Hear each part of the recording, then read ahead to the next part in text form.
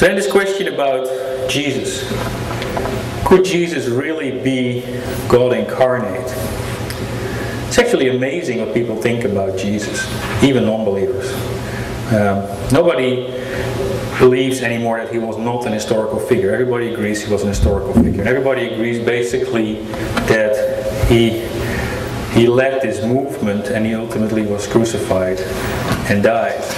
They believe that everybody agrees on that because that's an historical fact. It's also mentioned in lots of documentation outside the Gospels, outside the Bible. So there is all kind of evidence for that. But you'd be surprised to find out how many people believe that Jesus was just a moral and wise teacher.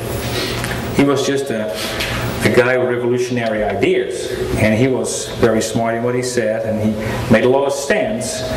But they don't believe he was God. That's pretty much what Muslims believe. That's basically believe in Jesus. He was a prophet for Islam, but he was not God. And many, even Americans, non-Christians, or perhaps even some Christians might believe that. But obviously, if Jesus is not God, then our faith is pretty useless, because then we're not saved. So it's very important to look for the evidence for his divinity. Amen. Yeah, amen to that. And there's a lot of stuff out there for that as well.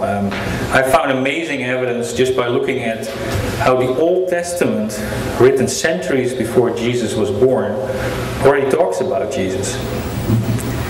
You know, it is true that the Old Testament is basically fulfilled by the New Testament. In the Old Testament, there are over 100 explicit prophecies about Jesus Christ. And for instance, they talk about where he was born, what his genealogy would be, what kind of things he would do in his life, how he would die. They explicitly mention crucifixion. If you read Psalm 22 or Isaiah chapter 53, which are all Old Testament books written 400 or 500 years before Jesus was born, they almost give an eyewitness account of a crucifixion. They almost talk about Jesus hanging on the cross. It's just amazing. And if you add up all these prophecies, then there is a remarkable track of evidence right there that Jesus is actually the Messiah, because he fulfilled all these prophecies, and he fulfilled most of those without his control. Because obviously you can say, like, yeah, one of the prophecies is he would ride into Jerusalem on a donkey. Well, he knew that, so he could have just easily arranged that and do that. That's not a big deal. But there is the vast majority of prophecies are beyond his control. He had no control where he was going to be born. He had no control who his parents would be. He had no control about how he was being crucified, that they were piercing his side, that they gambled for his clothes, that Judas sold him out for 30 pieces of silver, etc., etc. So most of these prophecies are very detailed and impossible to control by Jesus. And actually nobody ever has fulfilled even a subset of these prophecies, and Jesus fulfilled them all. Well, the other most important perhaps part of his divinity is obviously the resurrection.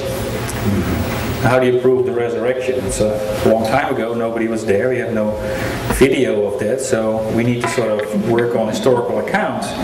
But if you start researching that, there is actually, the resurrection is the only conclusion you can take from the historical events.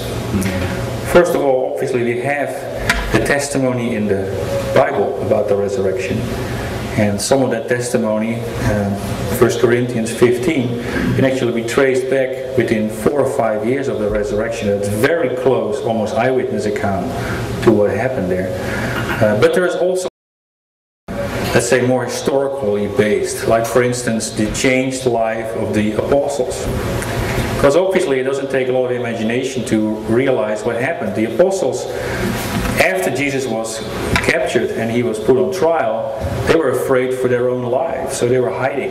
You know, they were fleeing and hiding and trying to stay very low for a long time, probably planning to go back to Galilee and become fishermen again. But then something happens that changes their mind dramatically, that 50 days later they stand up and proclaim Jesus is resurrected, and they do it at the same place as where he was crucified. If you want to make up a story, you're not going to go back to where everybody can verify it. Now, and ultimately, all the apostles, except for John, died preaching the gospel. I mean, they all basically were martyred for their faith. Now, if people do that kind of stuff, they must have a real good reason. And the only explanation I can think of, if you look at all the different explanations I've studied, is that they just met the resurrected Jesus. They just believed sincerely what they were telling is true. And they have one big advantage over us. We have to take some of this on faith. You know, we read the Bible, we can try to verify as much as we can, but obviously we have not met Jesus in person. We meet Jesus spiritually and we have our experiences, but these people actually met Jesus after the resurrection. So they physically met Jesus. For them it was not even faith, it was fact. And if they then are willing to die for it, that's an incredibly strong testimony. And Jesus did similar things like that. The resurrection changed the life of James, the brother of Jesus. James is mentioned in the Gospels during Jesus' life as a non-believer. But he's also mentioned later in the book of Acts, as well as in works by Josephus and other writers, as the leader of the early Christian church. It's St. James. And in 1 Corinthians we can read that actually Jesus appeared to James as a resurrection experience.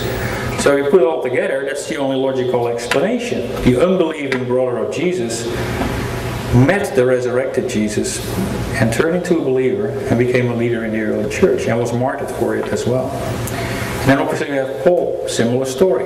It's very well accounted for in the Bible. How does Paul start out? Well, not very glorious. I mean, he starts out by the stoning of Stephen. And what happens is he even goes to Damascus. For what reason? Well, because he wants to persecute the Christians over there. He wants to kill them. But on the way to Damascus, something happens. And Paul suddenly turns around, makes a full 180 degrees, and starts becoming an apostle. And spends the rest of his life preaching the gospel. All these kind of evidences can only be explained, all these kind of observations can only be explained logically by the event that really happened, that Jesus really resurrected from the grave.